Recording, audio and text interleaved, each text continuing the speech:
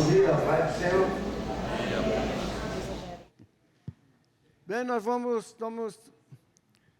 temos um visitante que vai, a Dani vai ler o texto e ela vai cantar um hino muito conhecido nosso. A Detinha ela está morando na Suíça, é pertinho aqui, não é muito longe não. Então, Detinha, por favor, então você vai cantar. A Priscila, tem um sermão de Wesley, tem pouco livro desse. Muito, muito bom. Para todos, né? Porque vê como é a mensagem, as bases da mensagem de João Wesley, etc. Uma capa assim, parece do século XVIII, não é? Chique, né? Então, está ali na livraria. Eu já peguei um. Esse aqui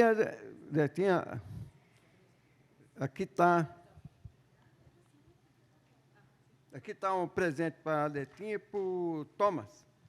Está escrito em grego aqui, mas ele é suíço, lê grego também, não é? Em grego é Deti e Thomas. Muito obrigada.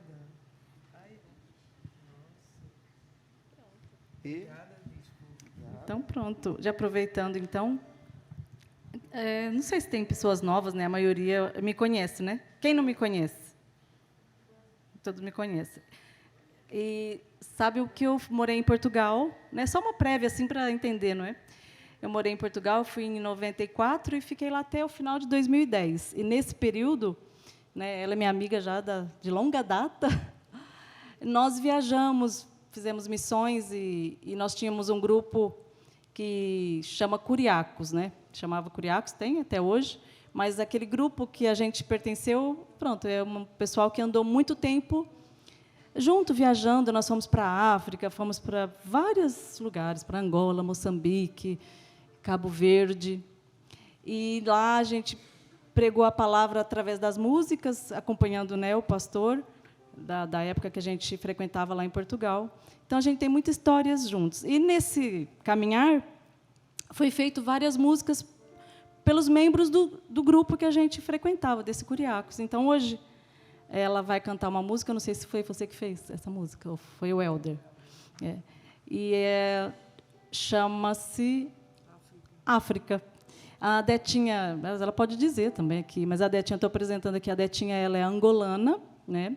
Na época, a gente era solteira. Ela é minha amiga já de 30 anos, gente. Você acredita que passou tudo isso? Acho que é Deus. 30 anos já se passaram. A gente falou, meu Deus, como que passa, né? Então, a gente tem muita história juntas. Então, ela veio passar um tempo na minha casa, lá em São Paulo, e etc. E a gente aproveitou e deu um pulinho aqui em Ribeirão. E aí, meu pai pediu, né? Canta as músicas, pelo menos uma música do Curiacos. Então, nós vamos cantar hoje, ela vai cantar hoje a música África, que diz sobre esse amor de Deus, né, sobre esse continente africano, né? Então, vamos lá, a Priscila vai tocar o piano, eu vou tocar o baixo também, vou ajudar.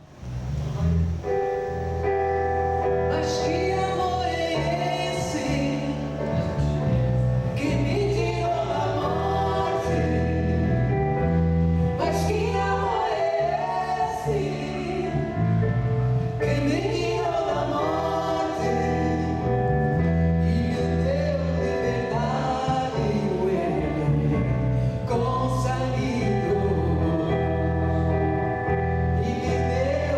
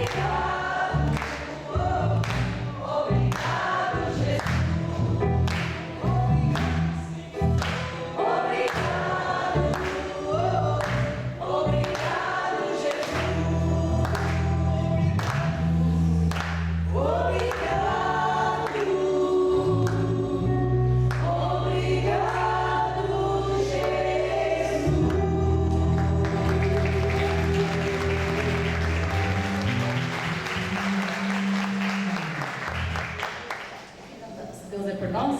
Aproveitar, né, gente? Faz 17 anos que eu tenho música dela, gente. É uma coisa bem nova, verdade. Eu acho que é reza. Essa música é de combate. Essa música é de combate. Muitas vezes até chorando eu cantei. Porque se Deus é por mim, nada é contra nós. Amém? Só um pouquinho. Desculpem, mas eu tenho que dizer isto. Uma vez eu tive que cantar esta música, raptaram o meu filho com 9 anos, por 3 dias ele desapareceu.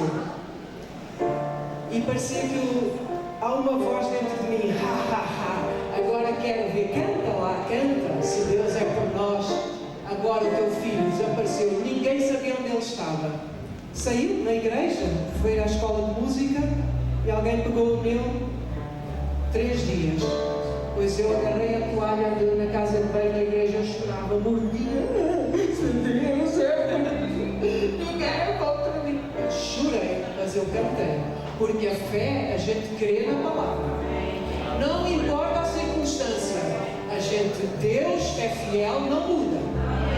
E o meu filho, ao fim de 3 dias, foi resgatado por uma irmã da igreja que viu ele.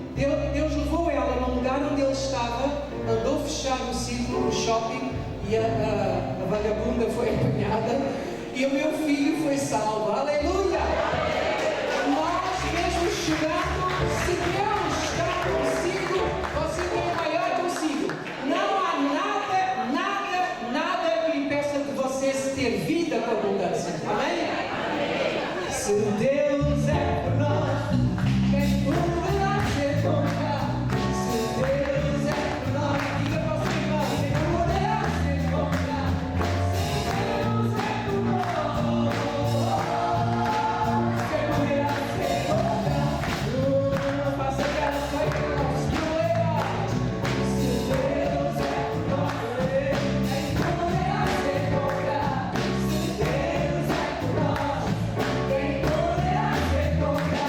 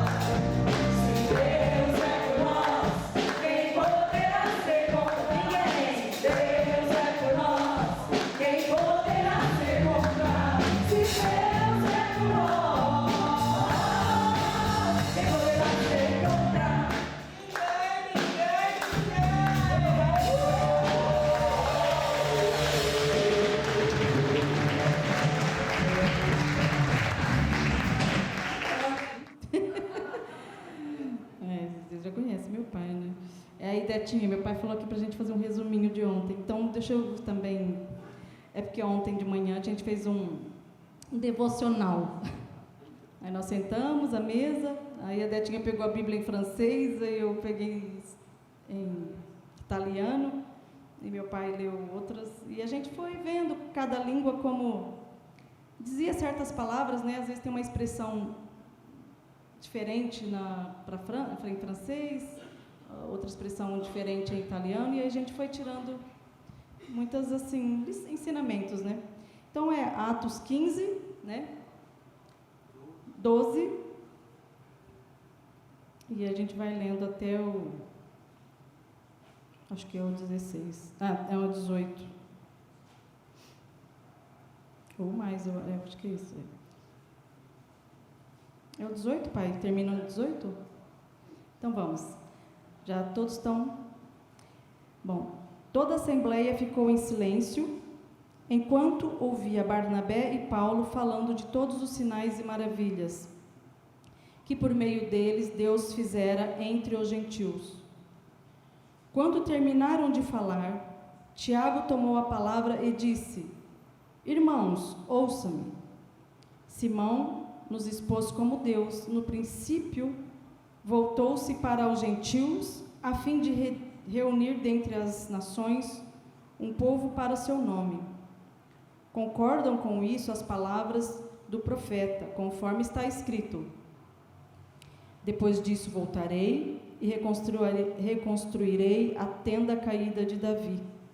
Reedificarei as suas ruínas e a restaurarei, para que o restante dos homens busque o Senhor e todos os gentios sobre os quais tem sido invocado o meu nome, diz o Senhor, que fez estas coisas conhecidas desde os tempos antigos. Amém. É isso? Betinha. Você não combinou nada com ela. Mas a gente pode dizer, vem aqui, Betinha, sobre ontem, que foi assim que a gente, sobre essa palavra. Deus, mas aqui, vamos pegar essa última palavra, conforme está escrito: depois disso voltarei e reconstruirei a tenda caída de Davi, reedificarei as suas ruínas e restaurarei, para que o restante dos homens busquem o Senhor e todos os gentios sobre os quais tem sido invocado o meu nome, diz o Senhor, que fez estas coisas conhecidas desde a eternidade, desde os tempos antigos. Por acaso essa palavra eu lembrei que a gente viu em inglês que estava desde os velhos tempos, né? E aí depois a gente viu em outras traduções que estava desde a eternidade, coisa assim. Então fala uma coisa sobre o que você ontem a gente falamos aqui sobre isso. Ressaltaram assim alguns verbos, não é? Que são a ação do texto, e a questão do velho, tu estás dizendo, não é? Algumas versões dizem que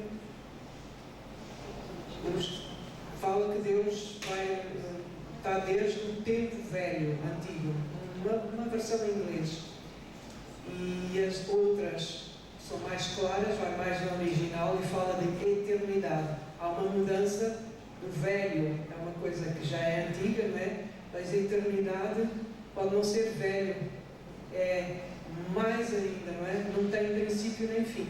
Então ressaltou muito essa ideia de grandeza, não é? De existência num espaço que a gente não consegue chegar lá com a nossa mente, não é? Também me ressaltou, pelo menos a mim, a questão de estar na mão de Deus, a reedificação. Havia ruínas, não é? As ruínas, a tenda de Davi caída, ruínas, e a promessa de Deus de levantar a caída, não é? E reedificar.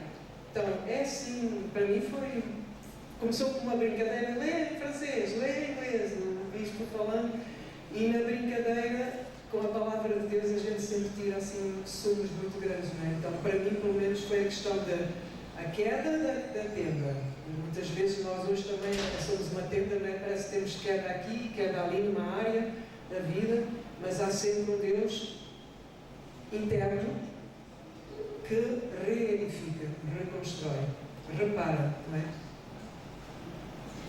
Eu acho que é isso agora. O bispo vai pregar sobre isso. E é isso, glória a Deus, irmãos.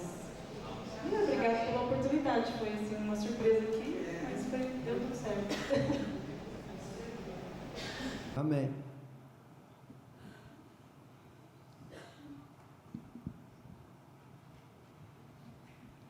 Amém.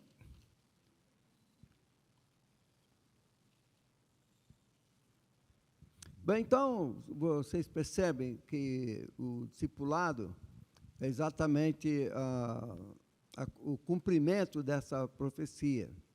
Às vezes você pensa como isso acontece. Isso acontece em nossas vidas. Então, por exemplo, reedificarei o tabernáculo caído de Davi, começa na ressurreição de Jesus. Por isso que Pedro disse, e confirmou com Tiago ali, tudo reunido. E isso se dá com a ressurreição de Jesus, porque Jesus é aquele que reedifica o tabernáculo de Davi. Veja que Deus não fala do templo de Salomão, ele fala do tabernáculo de Davi, que era aberto, franqueado, fácil, um rápido acesso até a presença de Deus, com pouca cerimônia. E isso acontece quando? Acontece quando você vai e faz discípulo. A igreja sempre teve dificuldade em voltar aos bons começos. Havia muita dificuldade. O que diz? A crise da igreja, ela vem exatamente do desprezo a essa prática. Daí vem a crise. John Wesley recomendava que a essência da fé era pessoal, é interior, mas a evidência da fé, ela é pública. E quando é que ela se realiza? Ela se realiza no tabernáculo de Davi. Onde ela está? Está nas suas mãos, quando você vai e faz discípulo. A igreja sempre viveu uma experiência antiga, uma esperança, que às vezes está nas poesias. Se você vai observando o que acontece, por exemplo, na poesia da Dixon, Emily Dixon, de 1847. Assim como acontece e aconteceu na vida da igreja, e acontece, muitas vezes pensei, dizia ela, chegou a paz, e a paz estava tão longe. Como o náufrago que erra, julgando ver a terra no centro do mar. Muitas vezes as pessoas dizem assim, a reforma realizou o sonho. Quando Constantino, o descendente dele, estabeleceu a igreja como igreja oficial, olha, a pessoa viu como um náufrago, julgando ver a terra no meio do mar. De repente, não era. Quando fez a reforma, as pessoas também pensaram, olha, como um náufrago que erra, julgando ver a terra no centro do mar. Agora está tudo resolvido. Não foi. Porque o que realmente estabelece a visão do tabernáculo de Davi é fazer discípulo. Essa que é a realidade. Aí a poetisa ficava, às vezes, desanimada. Ela ficava desanimada e dizia, olha, esmorece na luta só para comprovar como eu, sem esperança, mas, quer dizer, as pessoas ficavam, às vezes, desesperançosas, sem esperança, em desespero. Então, é preciso ter uma visão concreta, real, que vai se adequar àquilo que estava ali no livro de Atos. Não existe outra alternativa. Jesus deu uma só. Jesus não falou assim, isso ou aquilo. Ele disse só isso. Daí vem a reedificação do tabernáculo. E, às vezes, é claro, temos que fazer a contextualização das coisas, do ensino, do discipulado, etc. Então, vamos agora ver como é que nós aplicamos, como é a aplicação do tabernáculo de Davi no discipulado. Porque o tabernáculo de Davi, ele era simples, a tenda e a arca. O templo tinha muitas coisas para poder você chegar à presença de Deus. Na tenda não, era imediato, rapidamente. Então, o tabernáculo de Davi se realiza a começar da ressurreição de Jesus. Quando Jesus ressuscita, é aquele que se cumpre. Naquele dia, esse é o dia. naquele dia reedificarei. Está lá a profecia de Amós. É exatamente isso. Então, em João 1,14, vem escrito, e ele fez tabernáculo conosco. Por isso que é possível e bem provável mesmo que Jesus nasceu ali por mês de outubro, setembro, na festa do tabernáculo. E quando vai escrever o Evangelho de João, ele lembra que ele fez tabernáculo conosco. Não havia lugares nas hospedarias, porque era uma concentração de pessoas na festa do tabernáculo. E não era gelado, com neve. Portanto, Jesus provavelmente nasceu nesse período. Então, ele fez tabernáculo conosco. Lembrou muito bem João, quando escrevia, que era a festa dos tabernáculos. Então, Jesus é esse novo templo, que ele se realiza na realização de discípulos, que vão aumentando a morada de Deus conosco. E o texto fala da inclusão dos gentios entre o povo de Deus. Amós falava de possessão de Edom. Quando Pedro faz a hermenêutica, ele diz que não era bem essa possessão, mas era um avanço por todo o cosmos, toda a terra, toda a humanidade, diz o texto. Ele fala, quando fala todos os homens no texto, para que todos os homens adorem a Deus, a palavra é antropos, que significa também toda a humanidade. Então, não era uma possessão dos judeus sobre a humanidade, mas toda a humanidade, juntamente com os judeus, no reino de Deus, servindo a Deus. Esse é o futuro. Diz então, para Israel, plantarei Israel em sua própria terra, para ele nunca mais ser desarraigados. Eu Amós 9:15. De forma que Israel existirá na eternidade, todos existirão, mas é um só povo, sem o domínio de um sobre o outro. Essa é a reedificação da tenda. A eternidade é que nós discutimos muito, é muito mais do que tempos antigos. Não é? A eternidade não tem começo nem fim, como disse a Letinho. A segunda aplicação do texto, porque é muito importante saber o que é que nós vamos fazer com o texto. Há duas hermenêuticas, a hermenêutica que faz gramatical, histórica, a hermenêutica de fazer cultura evangélica, de alimentar a inteligência e tudo, mas isso é a hermenêutica carismática de transformação. Se nós não tivermos a hermenêutica carismática de usar o texto e transformá-lo em algo prático, você fica muito sábio, muito culto, mas vai produzir poucos frutos. Você tem que pôr em prática o texto. E realmente não é tão fácil você colocar em prática. Como você colocar em prática um texto assim? Porque parece que se cumpriu tudo. Não, ele está em processo, até a segunda vinda. Existe a primeira vinda, quando diz naquele dia, e aquele dia ele tem uma expansão na medida que vai haver transformações. O tabernáculo de Davi será algo que estará na eternidade, que é a comunhão de Deus com o povo, muito mais facilitada. Isso acontece se você entender e pôr em prática. Hoje, às vezes, é onde você está. A semana, esse mês, duas experiências com pessoas assim, bem, digamos, muito séria, muito quieta, né? E tal, e vai, às vezes, fazer um imposto de renda, essas coisas, né?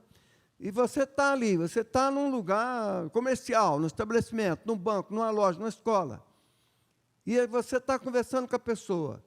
E você vai esperando sempre a oportunidade para que as portas do tabernáculo se abram, né? Então, você fala assim, olha, está vendo tantos bens, tantos milhões, tanta coisa. Você sabe que, no fim das contas, tudo vai ficar aqui. Você não leva nada. Aí ele botou a mão na cabeça, falou, ai, minha filha está com um grande problema, né? E eu não sei o que fazer, começou a chorar.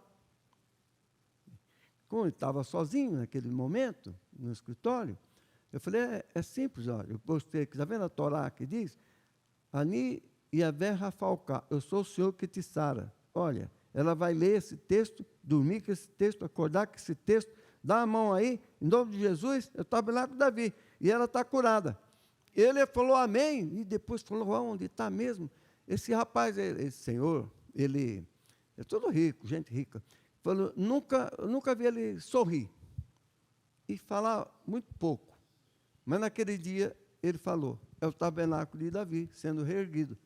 Porque senão você fica na teoria, preso no passado, as páginas da Bíblia, bonita, tudo ali. As pessoas podem até fazer uma mensagem, trazer o templo de Davi, mostrar o lugar santo, tem mensagem assim. E monta o tabernáculo e tal, aqui é a porta e tal, então você fala, olha, é tudo aqui. Aqui você entra no Santo dos Santos, aqui você entra na presença de Deus. E na prática? O que é? É se você fizer exatamente isso. É fração de segundo que você realiza o tabernáculo de Davi, no processo que vai até a vinda de Cristo. E isso se faz fazendo discípulo. E fazendo o discípulo, às vezes num fast study, rápido, você pega e fala assim, então vamos orar agora. Não diz assim, olha, domingo na igreja, quando tocar o segundo hino, e o pessoal levantar para orar, eu vou orar por você. Você vai esquecer. Você só vai lembrar quando estiver em casa, não fiz, e tal. Então, é na hora. É isso que Deus está mostrando. O templo era demorado, o tabernáculo de Davi era acesso rápido, era um network rápido, trabalho feito rápido, né? Depois, você diz sobre reconstruir, e depois você vê que tem que reparar com orações intercessórias, reparar brechas, reparar ruínas. Então, quando você faz a oração, você está reparando ruínas, reparando as caídas do templo, que são pessoas. A segunda experiência, também um outro milionário, a Michele conhece, eu não vou falar o nome, é claro, né? Que esse é segredo, né? Mas ele disse assim, não, eu vou aí para fazer o imposto de renda. Eu falei, ele não costuma ir, não, ele é exigente, tem que ir lá na loja dele, explicar, somar, né? Mas tudo bem, né? Cliente, assim, né? Tem exigência, vai ficar caro também, ele paga mais caro que os outros. Então, ele falou, mas eu vou, tudo bem, mas vem também. E ele veio nervoso, porque tinha subido um papel, chegou lá, ele transformou. Mas é claro, você vai se preparando, né? Aí ele falou, então, olha, eu levanto 3 horas da madrugada, eu não sei porquê. Eu falei, então, mas eu estou assim e tal, e com certa dificuldade, enfermidade. Eu falei, mas então, está vendo aqui? Deus fala que cura toda enfermidade. Não, eu acredito, então vou orar por você. Bom, tá bom, está abrindo a porta do tabernáculo, entendeu? É rápido. É oportunidade. Você diz assim, não, olha, domingo que vem vai ter um culto de cura. Eu vou lembrar no segundo hino que eu vou orar por você. Não vai orar. Você vai esquecer. Então, eu falei, vai ser agora mesmo. Falou, terminou. Falou, antes de ir embora, vamos arrumar aqui. Deixa eu pagar, eu saio junto. Tá bom, vamos apagar a luz, desligar, todas as coisas e tal.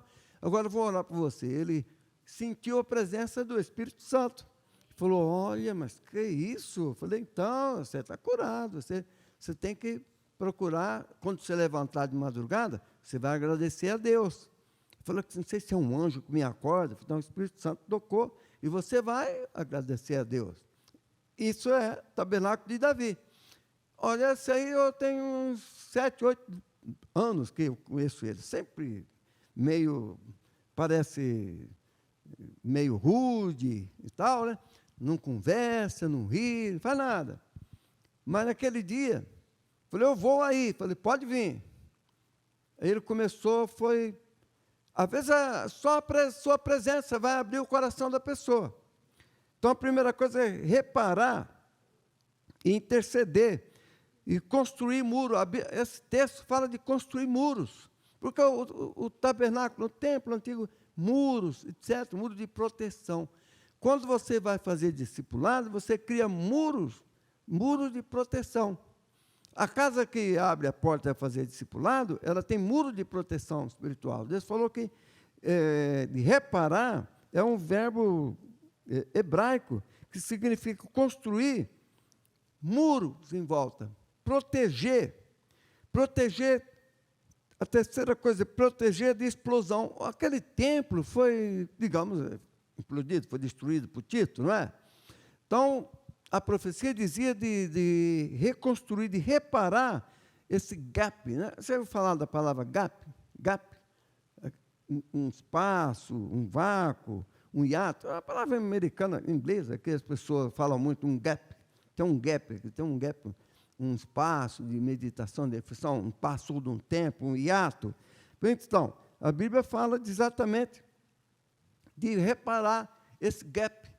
Então, houve um gap do Templo de Salomão até a ressurreição de Jesus. Quando Jesus vem, fica bem evidente esse gap, ficou esse espaço, esse ato. Então, ele fala, olha, vou reedificar o templo, não o templo que foi destruído, né? Mas vou reedificar o tabernáculo de Davi, que era franqueado. Essa franqueação, essa abertura, é a sua vida em relação à vida dos outros. Quer dizer, vai sempre ter essa extensão do texto, que é a hermenêutica carismática, a hermenêutica tradicional, a hermenêutica muito seminarista, muito da teologia, muito da pós-graduação, dos cursos avançados de teologia, mais profundo, mas nunca chega no lugar onde tem que chegar. A hermenêutica carismática, ela é rápida, e a pessoa se apropria daquele texto e age. Se você não agir confiado no texto, você está sendo teórico, às vezes muito bonito, muito bom, muito edificante, teologicamente, filosoficamente, mas não alcança o êxito. Você não experimenta essa realização. Se você não experimentar, fica aquém da realidade. Você fica muito sábio, mas e daí? Porque se isso fosse tão importante, os grandes sábios da USP seriam aqueles que haveriam de orar por alguém, e abençoar alguém, ou curar alguém. E não é. Quarta coisa, de reparar o que é dito como aristotal, era uma palavra técnica para dizer que o muro estava barrigudo. Já viu o muro barrigudo? Então, que vai cair. Então, uma vez tem essa situação que estava previsto. Reparar os seus muros, quer dizer, o muro vai cair. Muitas pessoas estão assim, como um muro barrigudo, que o muro, você passa, olha, fala, aquele muro vai cair. Você tem o dever de restaurar esse muro. Como? Quando você começa a fazer os estudos, às vezes aquela casa onde você está fazendo é um muro barrigudo, é um muro que está acabando. A pessoa chega exatamente, às vezes fala só, vai lá em casa começar o estudo, porque minha casa está caindo, não é assim que eles falam? Então, a Bíblia diz, reedificarei o tabernáculo de Davi, porque quando diz lá o texto, para que todos os povos, a palavra antropos também significa humanidade. Quando fala todos os homens, você restringe. Quando você fala toda a humanidade, você expande. Então, é toda a humanidade, para que toda a humanidade que busca, e que essa era chamada pelo meu nome. Por que o judeu fala pelo meu nome, que é Shem, no hebraico? Porque ninguém ousava falar o nome de Deus em vão. Então, até ali, Tiago, Pedro, são judeus. E judeu é um exemplo de comportamento eclesiástico, religioso, no bom sentido. Quer dizer, eles, quando escrevem, eles muitas vezes restringem aqueles que serão chamados pelo meu nome, Shem. Então, o judeu fala assim, olha, eu estou aqui dizendo pelo nome, por Shem, o nome. Está subentendido Yahvé. Por isso que eles falam, o texto também fala a todos que serão chamados pelo meu nome. Porque essa restrição é importante, porque é a restrição de respeito e de reverência. Não é a pessoa falar o nome de Deus à torta e à direita. A pessoa que faz isso, meu Deus, mas depois quando vai falar sério, fica na brincadeira, nunca é ouvido. Tem que levar a sério. Depois vem de reparar essas brechas, né? O texto fala de reparar brechas. Não tem nada mais comum do que brechas no movimento cristão. Tem brecha de medo do fim do mundo, tem brecha de polêmica do sábado, as pessoas criam caso com isso. Sábado, tem Facebook, mensagem que os adventistas é uma heresia, e a pessoa fica tão entusiasmada de falar que os adventistas são uma heresia, que são um perigo, não sei o quê. Às vezes eu coloco assim, gente, olha, faça como Paulo. Eu me fiz com todos para ganhar alguns. Eu sou livre, mas fiz escravo de todos para salvar muitos. Isso é contextualização. Então, como é que você contextualiza? Se a pessoa fala assim, eu acho que cortar a ponta do cabelo, amém, não corte, pronto. Eu acho que eu posso cortar, corta, pronto. Eu acho que eu posso usar calça comprida com decência e tal, usa. Eu acho que eu não devo usar, tá bom, não usa, acabou, pronto, não usa. Eu acho que eu posso usar perfume ou batom, eu acho que pode, usa. Eu acho que eu não posso, não usa, pronto. Você tem que contextualizar no trabalho da cidade, a contextualização do evangelho no urbanismo. Não é uma coisa você evangelizar na roça. Já foi pastor de roça, de fazenda. É diferente. É muito mais simples, é agro, porque a fazenda ela está mais perto do contexto do evangelho, do primitivo, do que a cidade. Jesus usou muito exemplo agro, não foi? E na cidade você não usa exemplo agro. Às vezes você usa, mas tem que contextualizar. Às vezes você vai ver, aqui você vê muita agricultura na roça, e na cidade você vê muito computador, muito aparelho eletrônico, muita coisa assim. Então você tem que contextualizar. Então a Bíblia mostra vê essa questão das brechas. O texto fala, vou reparar as brechas. Quer dizer, cancelar, anular, arrumar as brechas. A pessoa vê, por exemplo, uso e costume, que nós falamos, você tem que... E também pessoas que ficam dando ênfase, que nem aos Gálatas. E Gálatas tinha muito gap, muito hiato entre o evangelho e o legalismo. Eles ficavam muito assim, presos ao Antigo Testamento. Então, Paulo disse assim, olha, gente, vamos contextualizar.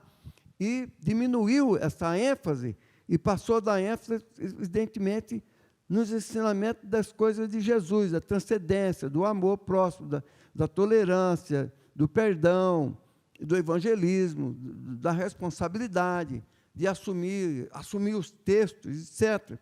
A reforma, por exemplo, tinha muito problema, muitas brechas. Por exemplo, havia reformados que afogava os que se rebatizavam, afogava mesmo, quer dizer, entre aspas, matava mesmo, né? Juntava-se com os católicos, que antes eram inimigo, mas agora tinha um inimigo comum. Aqueles que se rebatizavam, eles pegavam os católicos e os protestantes, santinhos, né? São santos, né? Pegavam os dois, pegavam o rapaz, o cidadão, a moça, o jovem, que ia se batizar, e falava assim, agora vou te batizar. Você quer se rebatizar, né? Não foi isso que você fez? Então está aqui, ó. Está aí, ó. Está batizando. Soltava ele e ia embora morto. Isso, católico e protestante fizeram isso. Então, o desmoronamento, a decadência, o afogamento de pessoas que estavam ali no ano 1525, ali por ali, né? E que, por exemplo, John Mutz, por exemplo, que teve uma hermenêutica literal da propriedade da terra, e Lutero não, disse que não, isso aqui era dos príncipes. A João Mutz falou, não, os príncipes, quem que deu esse certidão de propriedade? E virou guerra. Quer dizer, olha o gap tremendo que houve, né? A brecha que houve. E ficou essa mancha na igreja, né, irmão?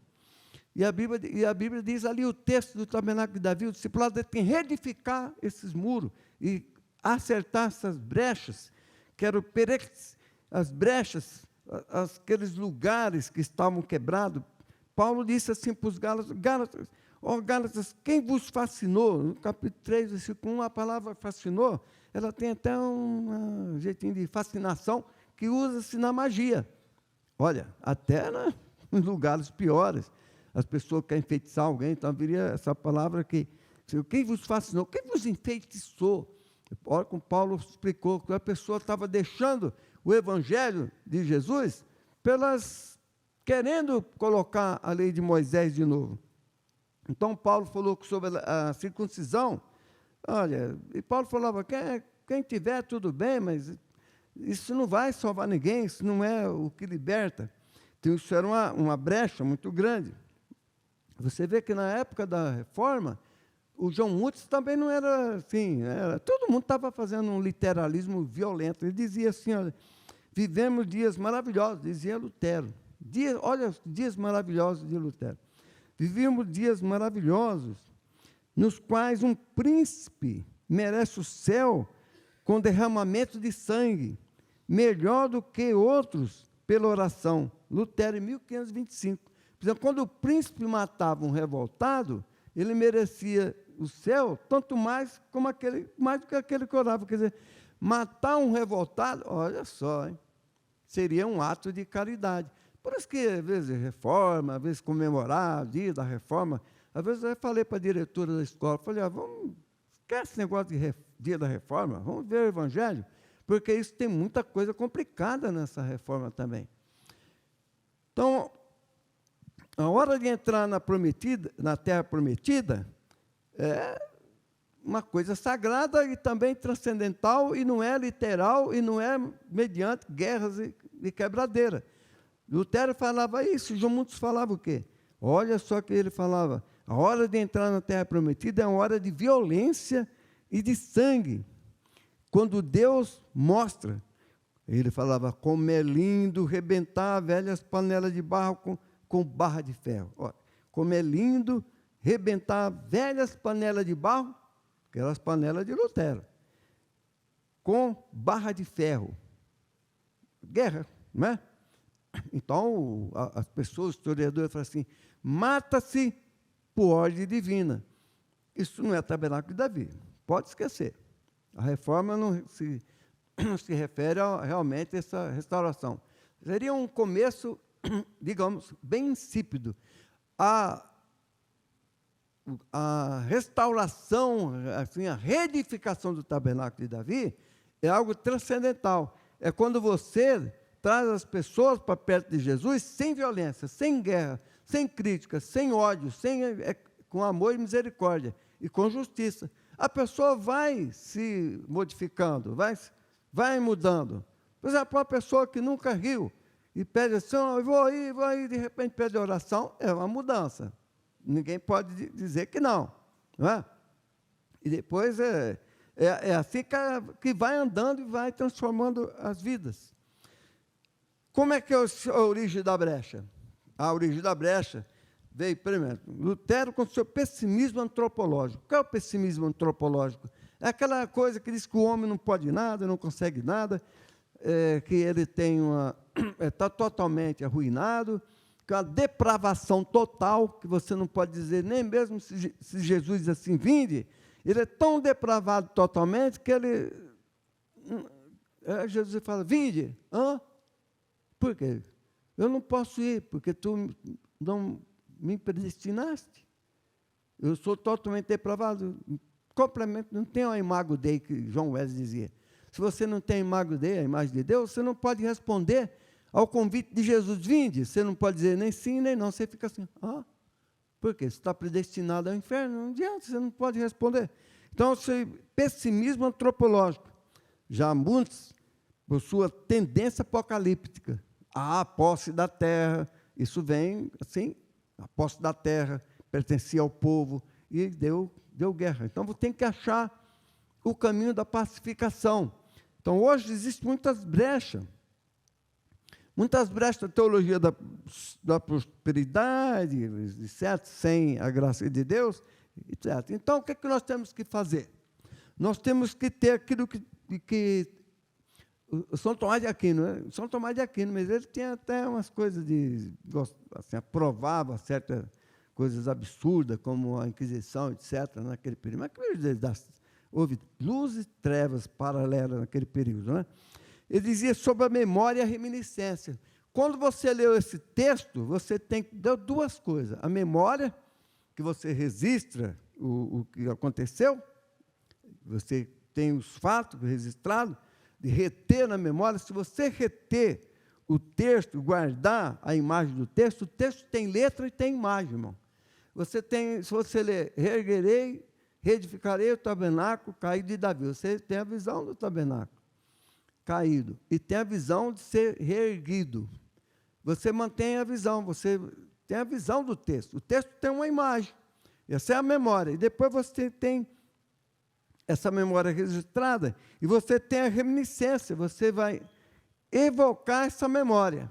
2 processos, Tomás de Aquino ensinou, e outros pensadores. Isso vem lá de Aristóteles, que estudou muito isso.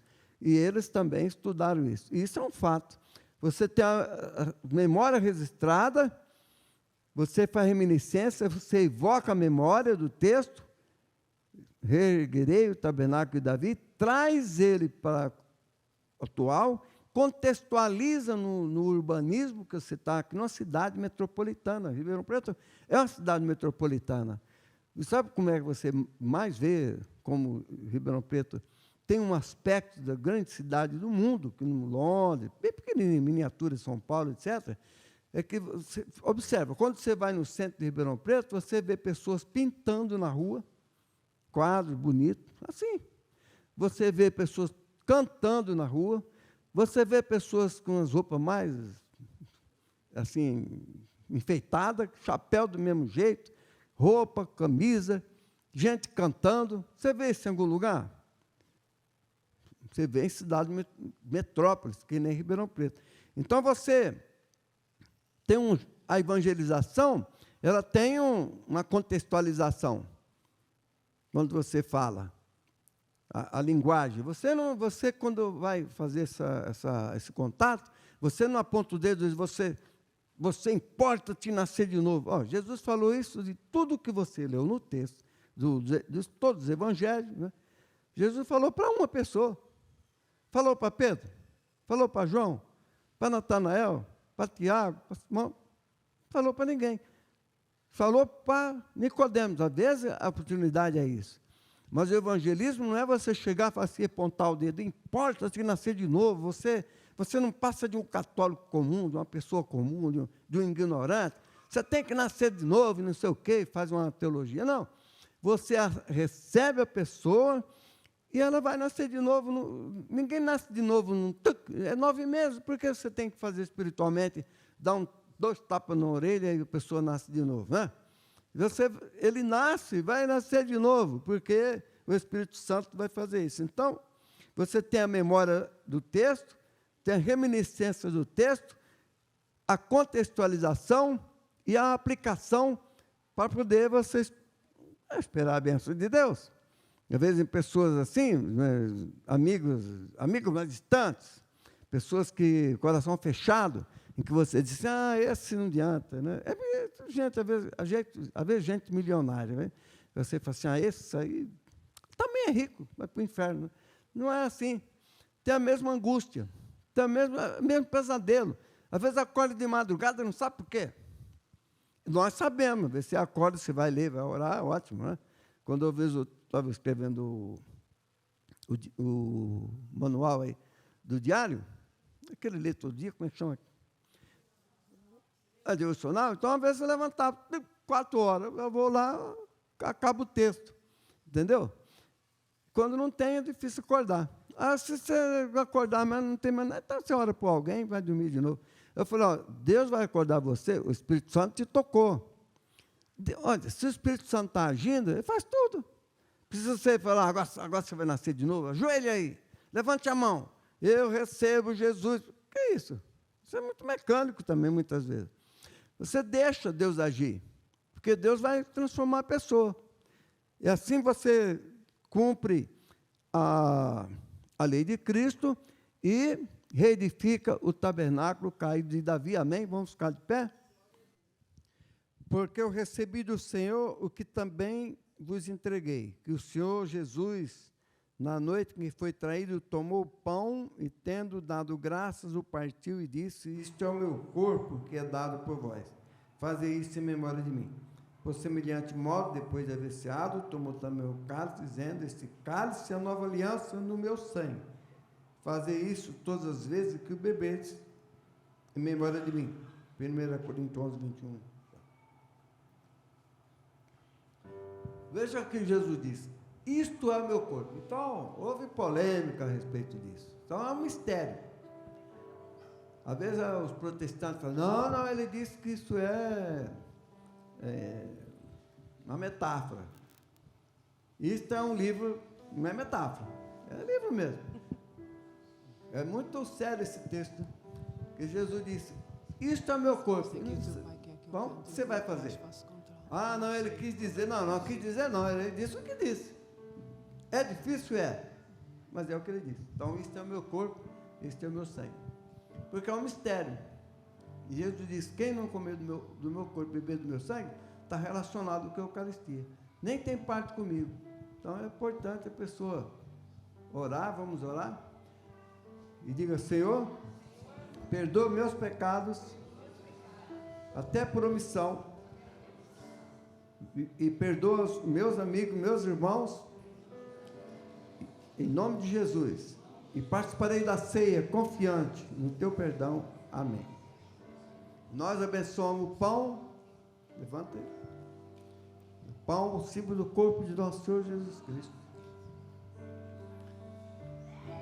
Segura aí. Abençoamos o vinho, símbolo do sangue de nosso Senhor Jesus Cristo, derramado na cruz para a nossa redenção. Amém. Levante o pão. Este é o pão, santificado, representa o corpo de nosso Senhor Jesus Cristo. Este é o meu corpo, dado por nós. Com o nome dele sejamos agradecidos. Amém.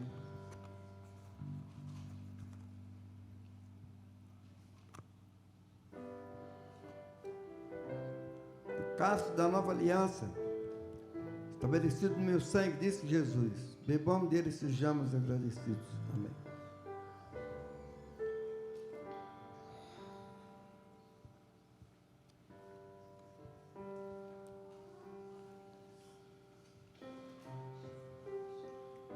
Levante a mão.